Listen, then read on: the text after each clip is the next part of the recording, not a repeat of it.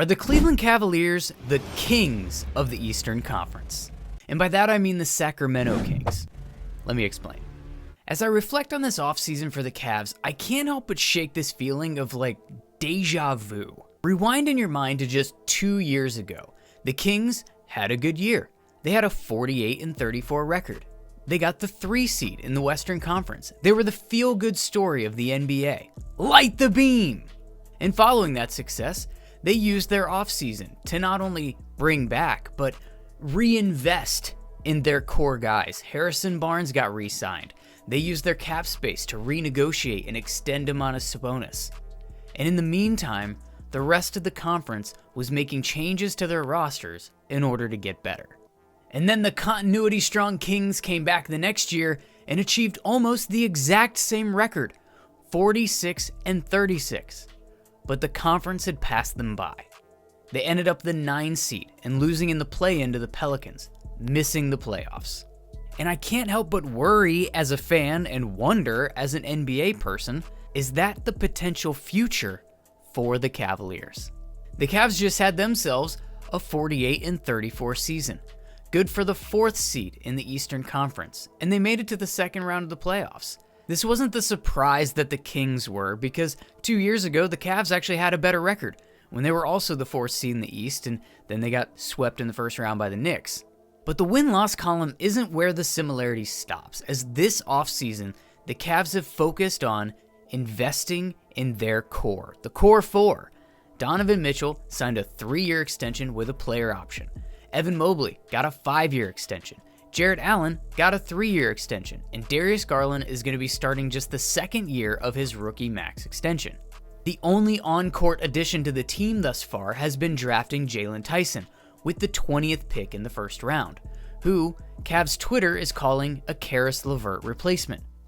But Karis LeVert is still on the roster. The biggest looming question really is what's going to happen with restricted free agent Isaac Okoro, whose name's been connected to a potential sign and trade for a more traditional 3-and-D wing that the team has, desperately needed for years and has yet to acquire. Otherwise, the big move of the offseason is firing JB Bickerstaff, the coach who's been at the helm of their turnaround, becoming a competitive basketball team, and replacing him with Kenny Atkinson, who reportedly was in favor of keeping the core together and trying to utilize them in a different way. Meanwhile, the Eastern Conference is making moves. The Celtics have brought back everyone from their title team. The Knicks have traded for Mikal Bridges and re-signed OG Anunoby. The Bucks added some quality role players in Taurean Prince and Gary Trent Jr. on the cheap, and have to feel like a full offseason with Doc Rivers plus Giannis and Dame having some continuity is going to make them even better next year. The Magic signed KCP and expect growth from their young core.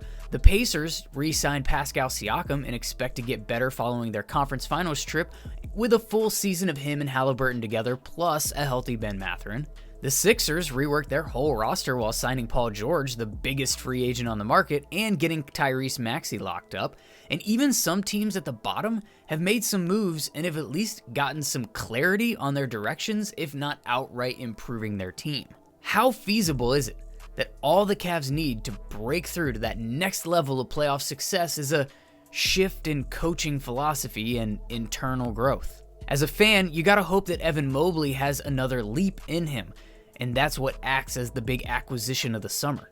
But if it doesn't happen, and it wasn't the X's and O's that were unable to mask the shortcomings of the roster, how far-fetched is it to see the Cavs as candidates to be the kings of the East next year? A good team with a good core that's simply passed by the rest of the conference that was aggressive in improving over the offseason when they doubled down on their own guys.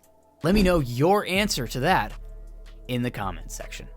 And while you're there, go ahead and like the video so that, YouTube knows it doesn't suck. And subscribe to the channel so that I know you want me to keep making more of them.